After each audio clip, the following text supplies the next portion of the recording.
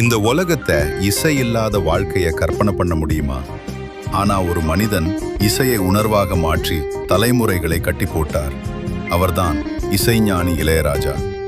1943ஆம் ஆண்டு ஜூன் 2ஆம் தேதி தமிழ்நாட்டின் பன்னிபுரம் கிராமத்தில் பிறந்தார். அவருடைய இயற்பெயர் ஞானதேசிகன். ஒரு ஏழை குடும்பத்தில் பிறந்தாலும் சிறு வயதிலிருந்தே இசை மீது மிகுந்த ஆர்வம் இருந்தது. 1960களில் தனது கனவை தேடி அவர் சென்னை நகரத்திற்கு வந்தார்.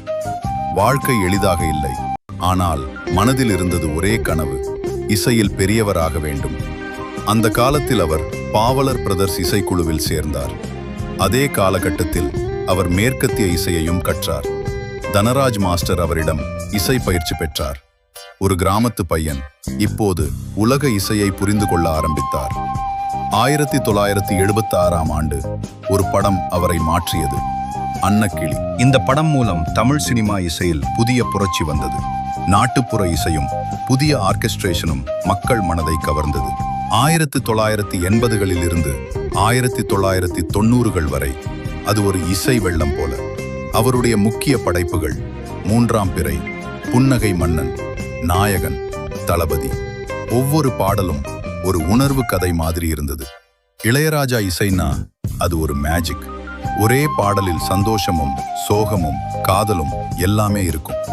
வயலின், புல்லாங்குழல், கீபோர்டு, ஒவ்வொரு இன்ஸ்ட்ருமெண்ட்டும் உயிரோட பேசும் மாதிரி இருக்கும். தேசிய திரைப்பட விருதுகள்: நேஷனல் ஃபில்ம் அவார்ட்ஸ். 1984 சிறந்த இசை, 1986 சிறந்த இசை, 1989 சிறந்த பின்னணி இசை, 1993 சிறந்த இசையமைப்பாளர், 1994 சிறந்த பின்னணி இசை, 2010 பத்மபூஷன், 2018 பத்ம விபூஷன். இந்த சிம்பனி மூலம் உலக இசை மேடைகளிலும் அவரது பெயர் ஒலித்தது. அவருடைய பிள்ளைகளும் இசை உலகத்தில் பிரபலமானவர்கள்: யுவன் சங்கர் ராஜா, கார்த்திக் ராஜா, பவதாரிணி. 1943இல் ஆரம்பமான அந்த பயணம் இன்றைக்கும் நம்மை இசையால் வாழ வைக்கிறது. இளையராஜா ஒரு இசையமைப்பாளர் மட்டுமல்ல, அவர் ஒரு உணர்வு, ஒரு தலைமுறை. இதுதான் இசைஞானி இளையராஜாவின் வாழ்க்கை கதை. உங்களுக்கு பிடிச்சிருந்தா கமெண்ட்ஸ்ல சொல்லிட்டு போங்க. ட்ரீம்விக்ஸ் தமிழுக்கு லைக், ஷேர், சப்ஸ்கிரைப் பண்ணுங்க.